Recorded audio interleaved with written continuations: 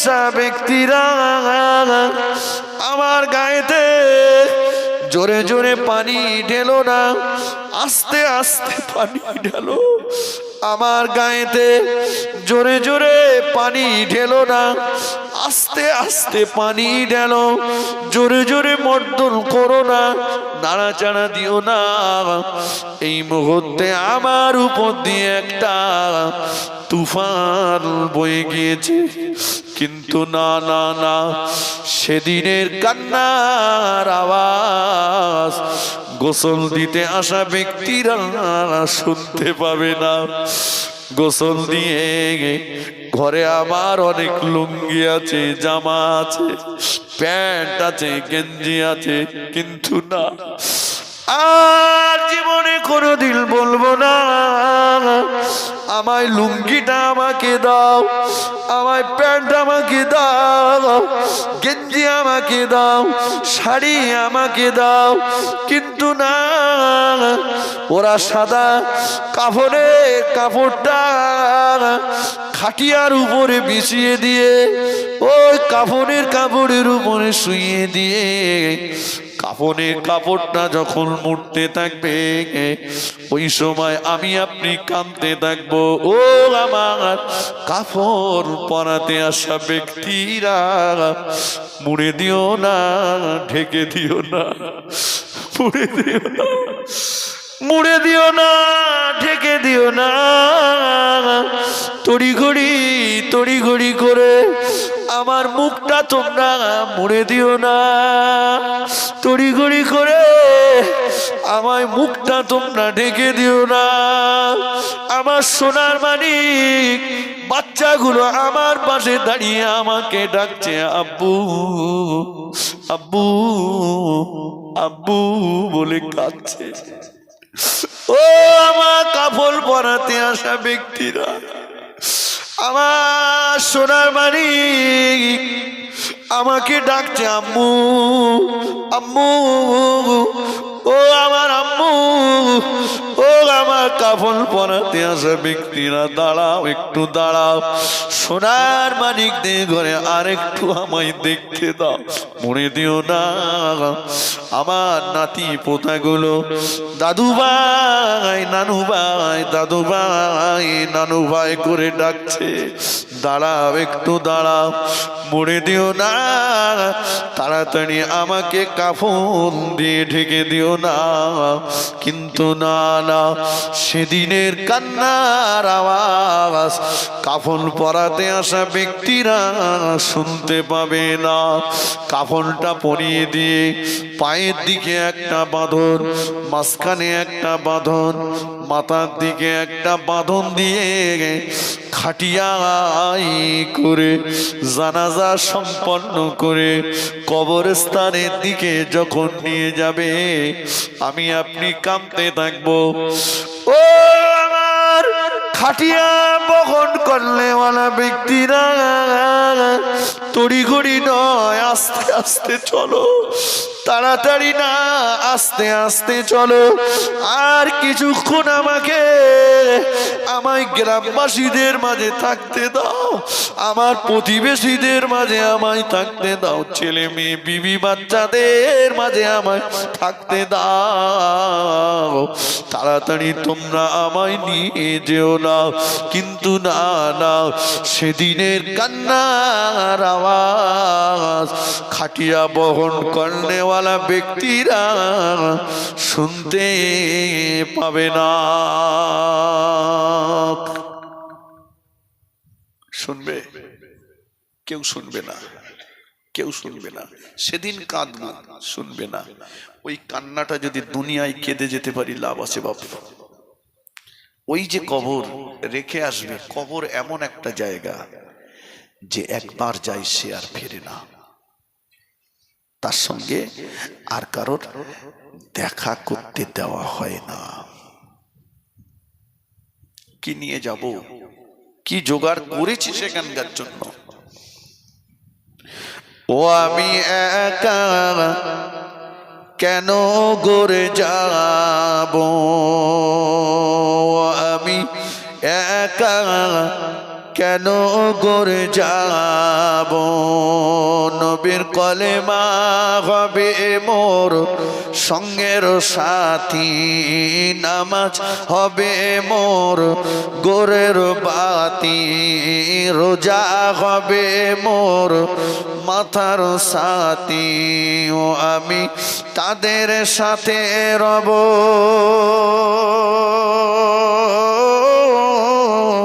ও আমি একা কেন গড়ে যাব আজরাইল যখন ধরবে কোষে মা বাপ পাশে কাঁদবে বসে আজরাইল যখন ধরবে কোষে মা বাপ পাশে কাঁদবে বসে ও আমি অবাক হয়ে রব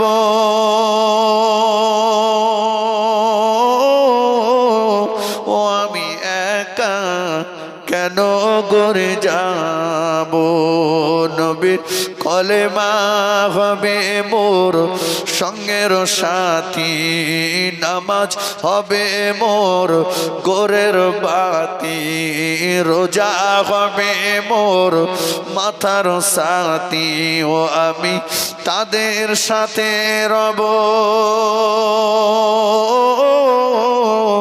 ও আমি একা কেন গড়ে যাব সাদ হবে মোর বাঁশের কাঠি মাটি দিয়ে মুখ দেবে গো ঢাকি সাদ হবে মোর বাঁশের কাঠি মাটি দিয়ে মুখ দেবে গো ঢাকি ও আমি ঠান্ডা হয়ে রব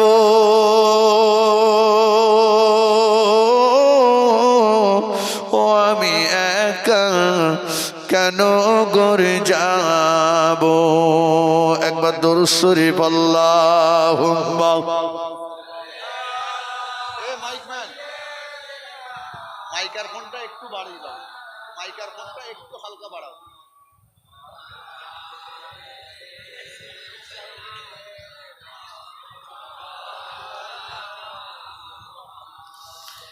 আমার মুরব্বীরা নওজওয়ানেরা তাহলে কাঁদবো একদিন সেদিনের কান্নার কোনো মূল্য থাকবে না ওই মানুষটাই তো বুদ্ধিমান যে মানুষটা দুনিয়ার জমিন থেকে কেঁদে যেতে পেরেছে কথা ঠিক কিনা বলেন জি এবারে আসুন তাহলে মরণ হবে ছাড় পাবো না আল্লাহ পাক কোরআন শরীফের ভিতরে বলেছেন বিসমিল্লাহির রহমানির রহিম আইনামা তাকুনু ইদরিকুমুল মাউতু ওয়ালাউ কুনতুম ফি বুরুজিম মুশাইয়াদা মরণ এমন একটা জিনিস মরবো না বলে মরণের ভয়ে কেউ যদি সুদৃঢ় অট্টালিকার মধ্যে আবদ্ধ হয়ে যায় তবুও সে মরণের হাত থেকে নাজাত বা মুক্তি পাবে না আমার নবী পাক সাল্লাল্লাহু আলাইহি ওয়াসাল্লামকে ইন্তেকাল করতে হয়েছিল কথা ঠিক কিনা বলে আল্লাহ পাক কোরআন শরীফের ভিতরে জানিয়ে দিলেন ওয়ালা তামুতুন্না ইল্লা ওয়া আনতুম মুসলিমুন ও আমার বান্দা বান্দিরা অতক্ষণ পর্যন্ত তোমরা মরো না ইল্লা ওয়া আনতুম মুসলিমুন যতক্ষণ না পর্যন্ত পূর্ণ ইমানদার মুসলমান না হবে ইমান না নিয়ে কবরে এসো না কবর কঠিন জায়গা ইমান নিয়ে এসো কবরে বেঈমান হয়ে এসো না এখন ইমান নিয়ে কবরে যেতে পারবো একদিকে মরণের জাকান্দারি অপরদিকে ইবলিস শয়তানের ধোঁকা ইবলিস শয়তান তার শেষ চেষ্টা করতে আসবে কি বান্দা যখন পানির পিপাসায় কাতর হবে ওই সময় ইবলিশ পেয়ালায় করে পেশাব করে নিয়ে এসে বলবে, বান্দা আমি হচ্ছি তোর আল্লাহ। জোরে বলুন নাউজুবিল্লাহ।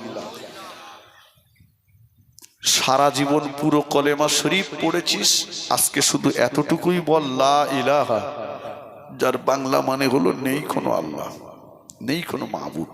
যেই বলবে বান্দা বেঈমান হয়ে যাবে, শয়তানের পেশাব খেয়ে মরণ হবে। এখন শয়তানের ধোঁকা থেকে বাঁচবো কি করে, আর মরণের কষ্ট থেকে বাঁচবো কি করে? বুঝুন, প্রথম থেকে বুঝছি। আল্লাহ নবী বললেন, ও আমার সাহাবীরা, তোমরা যদি মনে মনে করো তোমাদের মরণের কষ্টটা কম হয়ে যাক, মরণটা তোমাদের আসানের সঙ্গে হয়ে যাক, মরণটা তোমাদের সহজভাবে হয়ে যাক, তোমরা তোমাদের জীবনে 3টে আমল করো, তোমরা তোমাদের জীবনে 3টে গুণ অর্জন করো, 3টে আমল করো, 3টে গুণ অর্জন করো, তোমাদের মরণটা হবে ওই রকম মরণ যেমন মায়ের কোলে সন্তান মায়ের স্তনে দুধ পান করতে করতে ঘুমিয়ে যায়, তোমাদের মরণটা হবে ওই রকম আসানের মরণ। ও সাহাবীরা, তোমরা যদি মনে মনে করো মরণের কষ্টটা কম হয়ে যাক, মরণটা সহজভাবে হয়ে যাক, 1 নম্বরে 5 ওয়াক্ত নামাজ জামাতের সঙ্গে আদায় করো।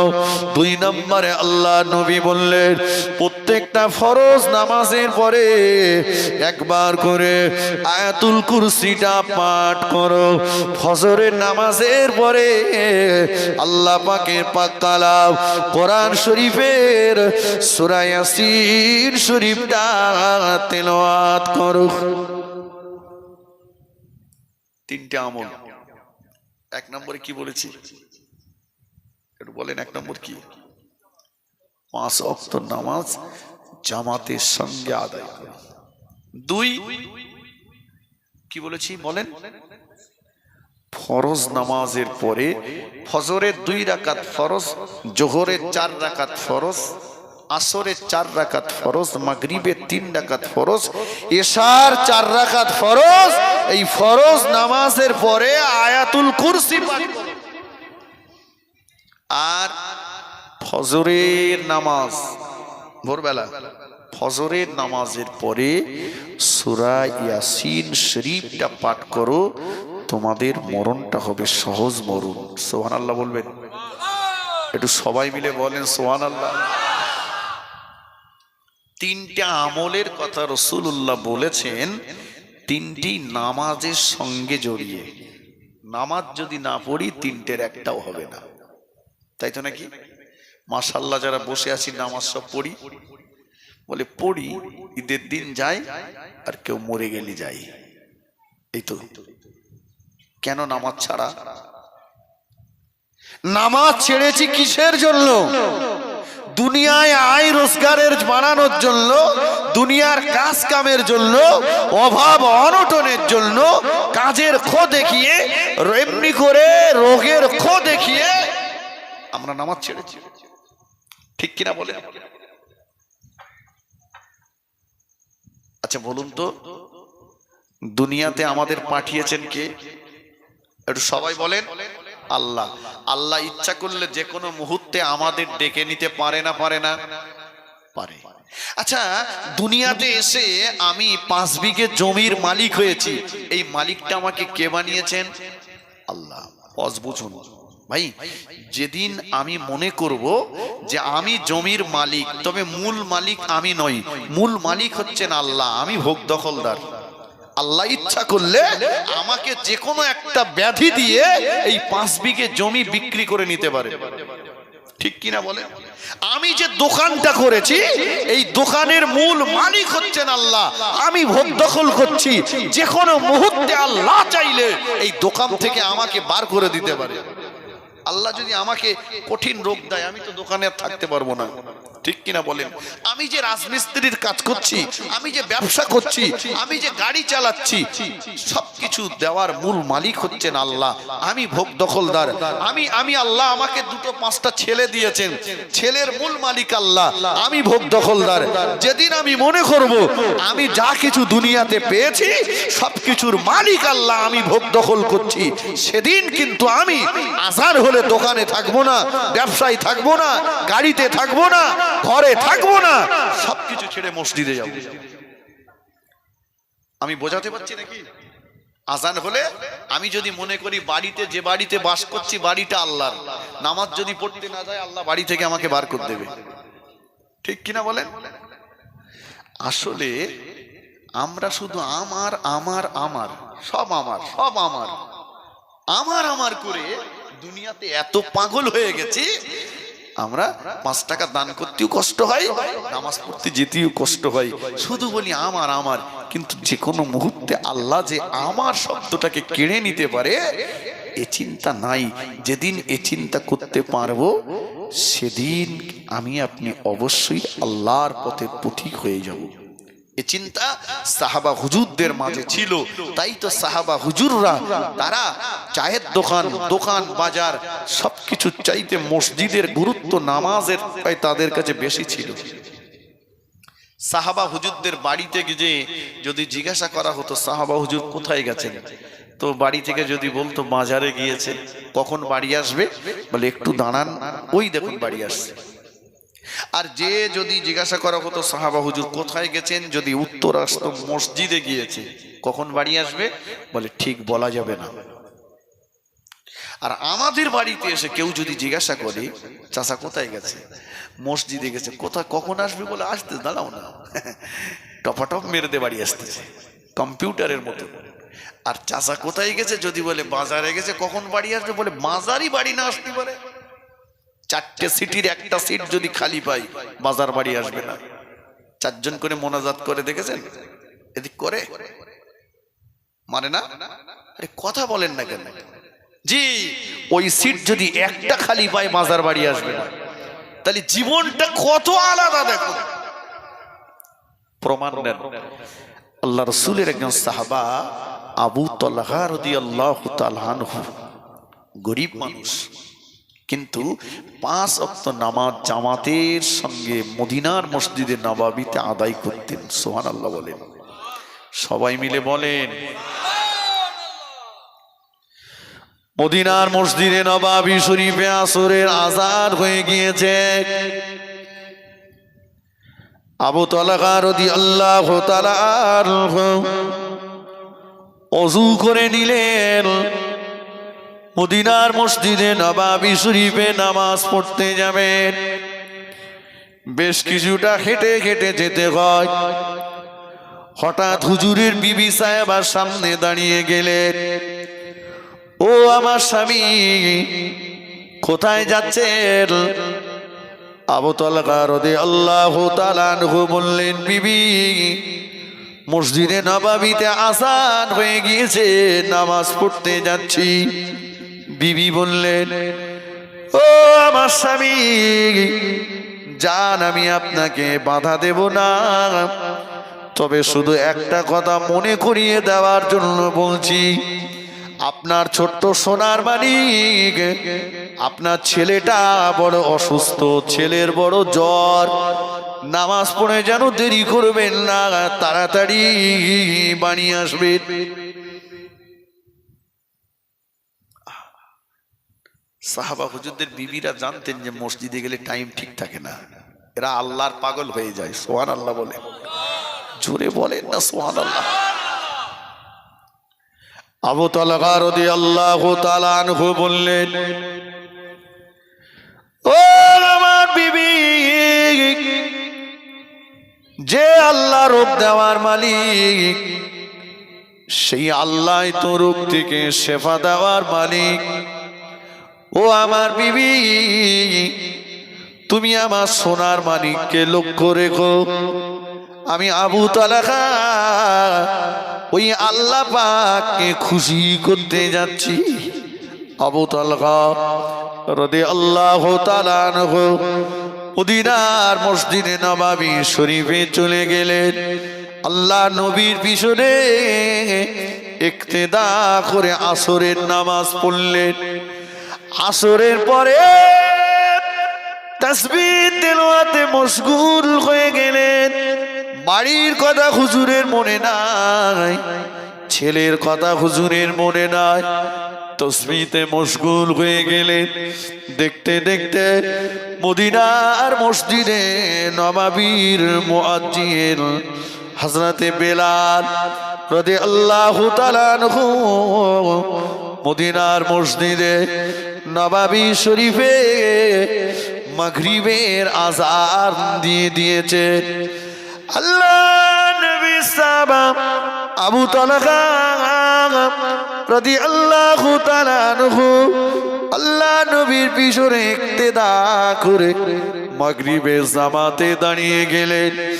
মাগরিবের নামাজ আদায় করলেন। মাগরিবের পরে আওয়াবিনের নামাজ পড়লেন। আওয়াবিনের নামাজের পরে আবু তালহা রাদিয়াল্লাহু তাআলা আনহু কোরআন শরীফ তেলাওয়াতে মশগুল হয়ে গেলেন। বাড়ির কথা মনে নাই। দেখতে দেখতে মদিনার মসজিদে নববী শরীফে বেলাল রাদিয়াল্লাহু তাআলা আনহু এশার আযান দিয়ে দিয়েছেন। আবু তালহা রাদিয়াল্লাহু তাআলা আনহু আল্লাহ নবীর পিছনে ইক্তেদা করে এশার নামাজ আদায় করলেন।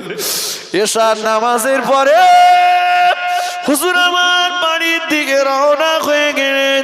টুকটুক করে বাড়িতে যান, দারাজায় যে সালাম দিলেন, আসসালামু আলাইকুম ইয়া হালাল বাইত। ঘরের ভিতর থেকে সালামের জবাব এসে গেল। ওনার বিবি সাহেবা দরজা খুলে দিলেন। হুজুর ঘরের ভিতরে প্রবেশ করলেন। দেখেন হুজুরের বিবি রাতের খাবারটা রেডি করে নিয়ে বসে আছে। আর একটু জোরে বলেন সুবহানাল্লাহ। বাবা, ছেলে অসুস্থ পরের কথা, এমনি যদি বিবি বলে মসজিদ থেকে তাড়াতাড়ি বাড়ি এসো, আর আবু তালহা গিয়েছেন আসরে, ফিরছেন কখন? কখন ফিরছেন? এশায়। এখন আসরে যে বিবি বলেছে যে নামাজ পড়ে বাড়ি এসো, কেউ যদি এশায় ফেরে, এখনকার পুরুষেরা বিবি একদম খাবার রেডি করে বসে থাকবে। বলেন, এখানকার মা বোনেরা সব খাবার রেডি করে বসে থাকবে। মাশাআল্লাহ, এরা স্বামীরই খুব ভালোবাসে। একদম খাবার রেডি। এজন্য শরিয়াত বলেছে বিয়ে করার জন্য একটা মেয়ের 4টে গুণ দেখো। কটা গুণ? কথা বলেন। 4টে। তার ভিতরে সবচাইতে বেশি প্রাধান্য দাও, দেখো মেয়েটা দিনদার কিনা। কি কিনা? যেভাবে আওয়াজ দিচ্ছেন মনে হচ্ছে এখানে কারুর বিয়ে হয়নি। কি দেখতে বলেছে? মেয়েটা দিনদার কিনা। আর আমরা দেখছি মালদার কিনা। ঠিক কিনা? বলে দিনদার না হয় না হোক, মেয়ের বাপে টাকা আছে কি বল, টাকা দরকার। এখন পুরো উল্টে যুগ চলে আসে। আবু তালহা রাদিয়াল্লাহু আনহু ভিতরে ঢুকলেন। বিবি বললেন, আয় আমার স্বামী, আপনার জন্য রাতের খাবার রেডি, আপনি খাবারটা খেয়ে নেন। আবু তালহা রাদিয়াল্লাহু তাআলা আনহু বললেন, ও আমার বিবি, আগে আমায় বলো না আমার সোনার মানিক কেমন আছে, আমার সোনার মানিক কোথায়? বিবি বললেন, আয় আমার স্বামী, আপনার সোনার মানিক আল্লাহর হেফাজতে আছে। ও মায়েরা, নিজে হাতে করে হুজুরের বিবি সাহেবা হুজুরকে খাবার খাওয়ালেন। খাওয়ানোর পরে বললেন, আমার প্রাণের স্বামী, স্ত্রীর একটা অধিকার রয়েছে স্বামীর উপরে। সারাদিন আপনার সেবা করার সুযোগ পায় না। ও আমার প্রাণের স্বামী, চলুন একটু আরামের বিছানায় যে আরাম করুন, আমি একটু আপনার সেবা করি। আবু তালহা রাদিয়াল্লাহু তাআলা আনহু আরামের বিছানায় শয়ন করলেন, ওনার বিবি সাহেবা সেবা করতে লাগলেন। হুজুর আমার ঘুমিয়ে পড়লেন, ঘুমিয়ে গেলেন। ওনার বিবি সাহেবা ওনার বিছানাতে ওনার পাশে ওনার বালিশে মাথা রেখে শয়ন করলেন। ও মায়েরা, আল্লাহ নবী দয়া নবী জানিয়েছে, স্বামী স্ত্রী এক বালিশে মাথা রেখে, স্বামী স্ত্রী এক বালিশে মাথা রেখে যদি শয়ন করে, সারা রাত জেগে জেগে নফল নামাজ পড়লে যে সওয়াব হবে, ওই সওয়াব আল্লাহ পাক ওই স্বামী স্ত্রী উভয়ের আমল নামায় লিখে দেবে। আর একটু জোরে বলেন সুবহানাল্লাহ। স্বামী স্ত্রী এক বালিশে মাথা রেখে যদি শয়ন করে, সারা রাত জেগে জেগে নফল নামাজ পড়লে যে সওয়াব হবে, এই সওয়াব আল্লাহ স্বামী স্ত্রী উভয়ের আমল নামায় লিখে দেবেন। মাশাআল্লাহ। শ্বশুর বাড়িতে বালিশ কেউ পেয়েছেন আপনারা? কারো শ্বশুর বাড়িতে বালিশ দেয়নি? এখন শ্বশুর বাড়িতে 3টে করে বালিশ দিচ্ছে, ঠিক কিনা বলে? গাড়ি একদিক থেকে যায়, একদিক থেকে আসে, মুখোমুখি নেই। আর এখন যদি চাচা বাড়ি যেয়ে চাচির সঙ্গে বলে, বসিরহাট থেকে জোনায়েদ এসে বলে গেছে এক বালিশে মাথা রেখে শুলি নাকি নফল নামাজ পড়ার সওয়াব। আল্লাহু আকবার, কি হবে তো জানি না। কোথায় সেই মোহাব্বত, ভালোবাসা নাই। দেখতে দেখতে ফজরের আযান হয়ে গেল, স্বামী স্ত্রী উভয়ের ঘুম ভেঙে গেল। আবু তালহা রাদিয়াল্লাহু তাআলা আনহু বললেন, ও আমার বিবি, দেরি করব না, বেলাল আযান দিয়েছে। মদিনার মসজিদে নববী শরীফে আল্লাহ নবীর পিছনে ইক্তেদা করে ফজরের নামাজ পড়তে যাব। হুজুরের বিবি বললেন, ও আমার প্রাণের স্বামী, আজকে দিনে মসজিদে নববীতে যাওয়ার আগে আমি আপনাকে দুটো কথা জিজ্ঞাসা করব, আপনি কি আমার কথা দুটোর উত্তর দেবেন? ও আমার বিবি, কোনদিন তো এমন কথা বলো না, আজকে কেন এমন কথা বলছো বলো না? ওগো আমার প্রাণের স্বামী, দেরি করাবো না, দুটো কথা আপনাকে বলবো, একটু বলুন না। কেউ যদি আপনার কাছে কোনো মাল আমানত রাখে, ওই আমানতের মাল যিনি আপনার কাছে রেখেছেন, তিনি যদি আপনার কাছে মালটা ফেরত চান, চাওয়ার সঙ্গে সঙ্গে আপনি তাকে ফেরত দেবেন কিনা? আবু তালহা রাদিয়াল্লাহু তাআলা আনহু বললেন, ও আমার বিবি, কেমন কথা বলছো আমাকে? আমানতের মাল ফেরত চাইলেই তো ফেরত নিতে হবে। বিবি বলল, স্বামী গো, ফেরত দেওয়ার পরে আপনার মনে কি কোনো কষ্ট হবে?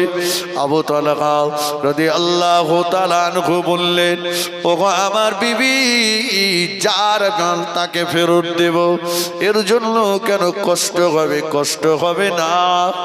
বিবি বললেন, ও আমার প্রাণের স্বামী, আপনার কথাই যদি আপনি দাঁড়িয়ে থাকেন, চলে আসুন আমার সঙ্গে, চলে আসুন মদিনার মসজিদে নববী শরীফে যাওয়ার আগে পাশের ঘরে চলে আসুন, আপনার সোনার মানিকের মরা মুখটা একবার দেখে যান। আপনার সোনার মানিকের মরা মুখটা একটা বার দেখে যান। মদিনার মসজিদে নববী শরীফে যে আল্লাহ নবীর পিছনে ইক্তেদা করে নামাজ পড়ার পরে আমার নবীকে জানাজার দাওয়াত দিয়ে আসুন। আমার নবী যেন এসে আমার সোনার মানিকের জানাজা পড়ে। আবু তালহা রাদিয়াল্লাহু আনহু হুজুরের চোখ দিয়ে টপ টপ করে পানি পড়ছে। বিবি কি কথা শোনালে আমাকে, কি কথা বললে আমাকে। শাড়ির আঁচলটা দিয়ে চোখের পানিটা মুছিয়ে দিয়ে বললেন, ও আমার প্রাণের স্বামী, একটু আগেই তো বলেছিলেন আমানতের মাল ফেরত চাইলে ফেরত দিতে হবে, দেওয়ার পরে কোনো কষ্ট হবে না। ও আমার প্রাণের স্বামী, গতকাল আপনি যখন আসরের নামাজ পড়তে গিয়েছিলেন, ওই সময় আমার সোনার মানিক কলিজার 32টা নারী ছেড়া সন্তান ইন্তেকাল করেছে। আমি ওর জনম দুঃখিনী মা নিজে হাতে করে আমার সোনার মানিককে গোসল দিয়েছি, নিজে হাতে করে সোনার মানিককে চাদরটা গায়ে দিয়ে পাশের ঘরে রেখে আপনার জন্য ইন্তজার করছি। ও আমার প্রাণের স্বামী, মনে এটাই সান্ত্বনা দিয়েছি, আল্লাহ যদি আমাকে ছেলে না দিতেন, আল্লাহর কাছ থেকে সন্তান জোর করে কেড়ে নিতে পারতাম না। আল্লাহর বিরুদ্ধে পৃথিবীর কোন জায়গায় বিচার দিতে পারতাম না। যে আল্লাহ আমাকে সন্তান দিয়েছেন, সে আল্লাহ সন্তান নিয়েছেন, তাতে দুঃখ করব না, আল্লাহর দেওয়ার সিদ্ধান্তে রাজি থাকবো। ও আমার প্রাণের স্বামী, কাঁদবেন না, চলে যান মসজিদে নববীতে, চলে যান। আল্লাহ নবীর পিছনে ইক্তেদা করে নামাজ পড়ে দয়ার নবীকে জানাজার দাওয়াত দিয়ে আসুন। আবু তালহা রাদিয়াল্লাহু তাআলা মদিনার মসজিদে নববীতে চলে গেলেন। আল্লাহ নবীর পিছনে ইক্তেদা করে নামাজ পড়ে দয়ার নবীর নূরের মুখটা দিকে চেয়ে করে কাঁদে। দয়ার নবী বলে, ও বাবা আবু তালহা, ইশার নামাজ পড়ে বাড়ি গিয়েছো, ফজরের নামাজ পড়তে এসেছো, কি হয়েছে বাবা, কেন তুমি এমন করে কাঁদছো বলো না। আবু তালহা বলল, ইয়া রাসূলুল্লাহ,